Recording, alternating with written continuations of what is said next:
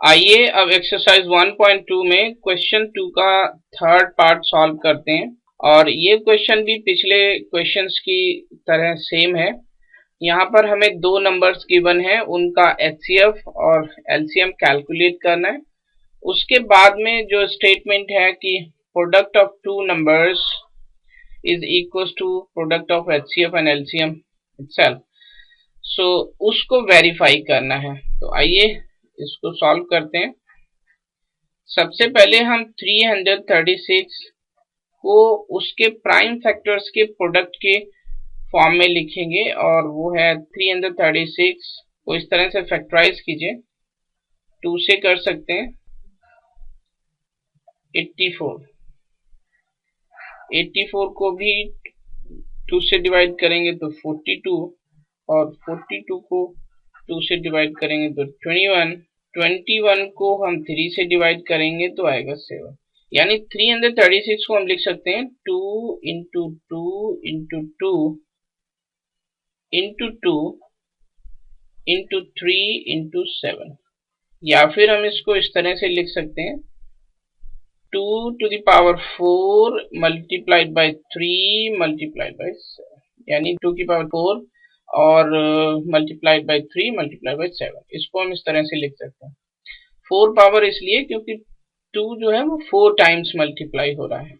अब हम 54 को उसके प्राइम फैक्टर्स की प्रोडक्ट की फॉर्म में लिखेंगे, और उसको हम लिख सकते हैं 2 इंटू 3 इंटू 3 इंटू 3, इस तरह से। या फिर हम इसको भी इस तरह से लिख सकते हैं 2 इंटू 3 की पावर 3, इस तरह से लिख सकते हैं। और अब हम इसका एचसीएफ कैलकुलेट करेंगे। बहुत आसान है। सबसे पहले में देखते हैं कि कॉमन फैक्टर्स कौन कौन से। तो 2 कॉमन है, 3 भी कॉमन है, लेकिन यहाँ पर 2 की पावर 1 है, यहाँ पर 3 की पावर 1 है। तो एचसीएफ में जो कॉमन फैक्टर्स होते हैं उनकी जो स्मॉल पावर है हम वो लेते हैं, यानी 2 की पावर 1 मल्टीप्लाइड बाय 3 की भी पावर 1, यानी ये होगा 2 into 3 is equal to 6। HCF हमने कैलकुलेट किया है 6। उसके बाद हम एलसीएम भी इजीली कैलकुलेट कर सकते हैं, और एलसीएम में जो कॉमन फैक्टर्स होते हैं उनकी हायर पावर पिक करते हैं।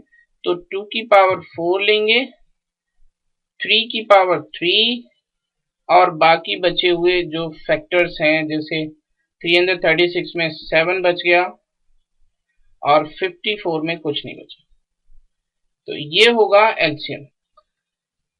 2 to the power 4 मीन्स 16, इसका मतलब 27, ये है 7। अब अगर हम इनको मल्टीप्लाई करेंगे तो आएगा 3024। अब यानी एलसीएम हमने कैलकुलेट किया है 3024। इसके बाद जो स्टेटमेंट है कि प्रोडक्ट ऑफ टू नंबर्स वो बराबर होता है एचसीएफ और एलसीएम के प्रोडक्ट के बराबर।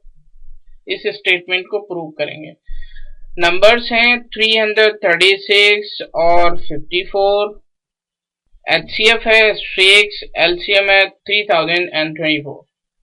अब अगर हम इन दोनों नंबर्स को मल्टीप्लाई करते हैं तो आएगा 18,144, और अगर हम इन दोनों नंबर्स को मल्टीप्लाई करते हैं तब भी आएगा 18,144।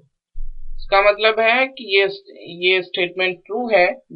सो हम लिख सकते हैं कि so the statement is true. This is the solution of the question. Thank you.